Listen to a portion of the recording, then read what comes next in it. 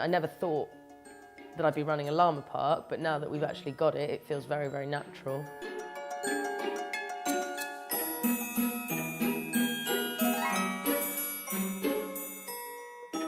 I realised that working for somebody else wasn't for me, so I just went out on my own.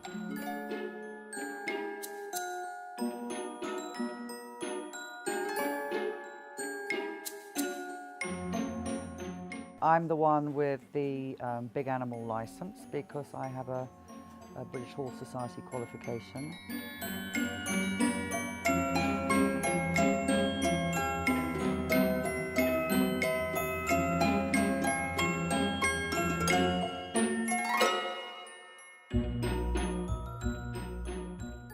The Shook family bought the Llama Park 3 years ago after returning to England from Sri Lanka, where they had a history of fruit farming.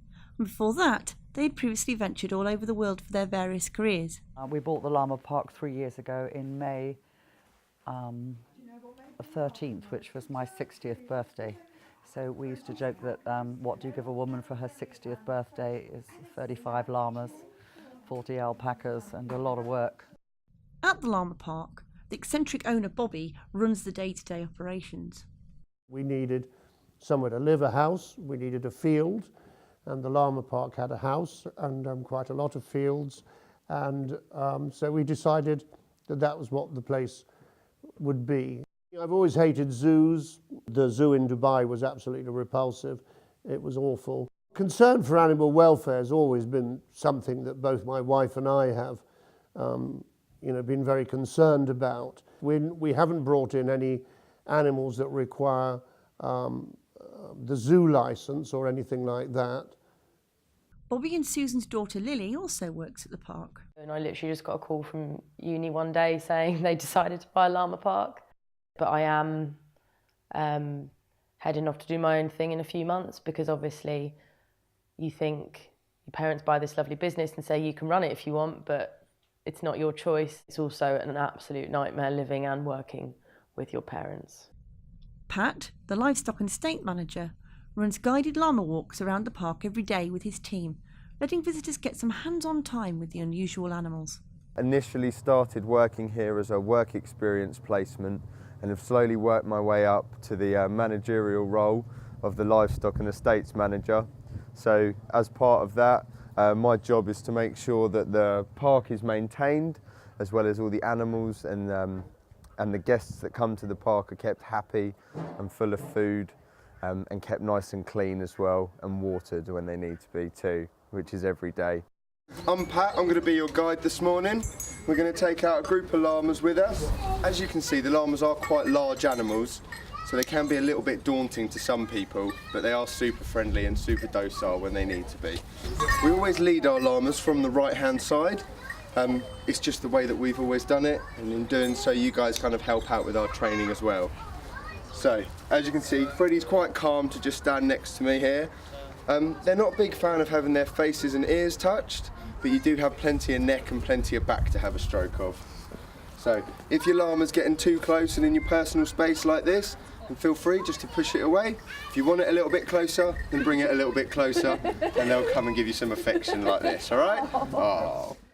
So as well as llamas, we've got 2 donkeys, 2 miniature Shetlands, 7 guinea fowl, which are going off in the background.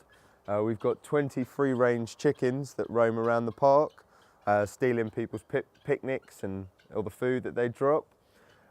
We've also got 8 geese, 4 turkeys, 6 ducks, 2 reindeer, 12 pigs at the moment, and we've also got our goats, sheep, and our lovely alpacas too.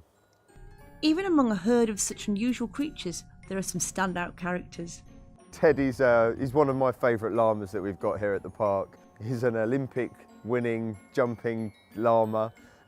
He can jump quite high fences and gates and roams free around our park. He'll jump the fence and he'll run back down to the bottom of the park, where he'll hang out with the female llamas or our sheep.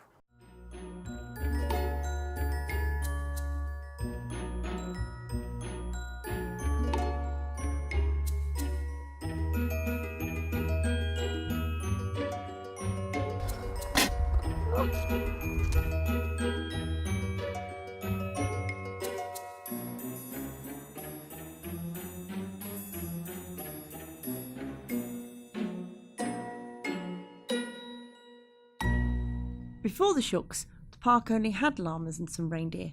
Now it has a vast variety of animals, as well as a gift shop and restaurant.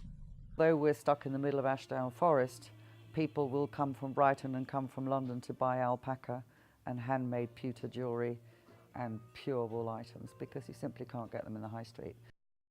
This was a bit more than we bargained for, really, because it's 7 days a week, full on, very hard work. So really what we were bringing to the business was interest in big animals, in being able to do our own publishing and marketing without having to pay another company to do it, and Bobby's the same. We had a granddad came one day and he was dressed in full safari outfit with his grandchildren, and we put our wild llamas down at the bottom of the park because they're not ready to be sociable with people. And Grandad decided that he would be very intrepid and took the children down to the bottom of the park and managed to get through the electric fence. And our stud llama, our stud alpaca, took a fancy to Grandad. And Grandad ended up with the stud alpaca's 2 front legs wrapped around his head. And his grandchildren were absolutely traumatised. They were only 5 or 6, so they didn't actually understand what was going on. But that's a sort of, that's not too unusual, things like that happening. Whilst things are going well at the Llama Park, there are some differing opinions about what's next. I'd love to have a festival here. I think it's a perfect venue. We've got the licences for the music and the alcohol. We've got the licence for camping. And, you know, I just think it's such a beautiful spot.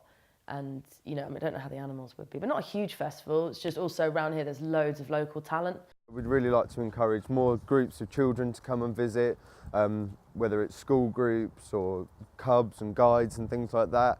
I think the important thing for us outside is that we educate children to the other side of the world, really. So not every child is exposed to the sort of the country lifestyle. Because I've always worked for my parents since I was young. Since I was like little, they used to let me make teas and coffees and stuff. I mean, it's such a beautiful place to work and it's such a beautiful place to live. It's just very easy to get overwhelmed sometimes when, you know, you're used to being away and doing your own thing. So I think I'd just like to go and learn, even if I just learn, you know, working in other restaurants, working in other shops, working with other animals, and I can apply it all back here one day. My dad has to do the business side of things. It's not that he prefers it. He doesn't prefer sitting in an office to being outside with the animals. If my dad had his way, he'd be out there all the time. We all would. That's the best bit, having the land and you know, when we've had animals put down or anything, my dad's been right there and sees them very much as his animals and feels very connected and is so hands-on with everything. The problem is that someone has to do all the slog work. Obviously he's, you know, older and I'm younger, so I'm a lot less willing to, you know, shout, and I get a lot more shy with dealing with that, and I'm much softer. But sometimes that means that staff will, for example, approach me because they'll know that I can talk to him. So I think, and they approach my mum as well because he's just so busy. Mum and I also create that buffer for him. I mean, I wouldn't say under any circumstances that I could run this place on my own at all. It's more just knowing what my dad would like done in a situation if he's not here. I mean, they have to go on holiday sometimes, so when they do go away, having me here, they just kind of know that the decisions I would make are obviously in the best interest of our family as well as our business. And the next area for development will be to go into evenings. At the moment, we're only open from 10 in the morning till 5 in the afternoon, but we are looking to open in the evenings. We see great potential in this area. It's barren of trees. We want to plant trees. We want to build all sorts of lovely little nooks and crannies for people to sit, fountains. We're talking about putting in a well with water running all through the park and creating streams and fountains and all that sort of thing. So we've still got a very exciting future ahead of us.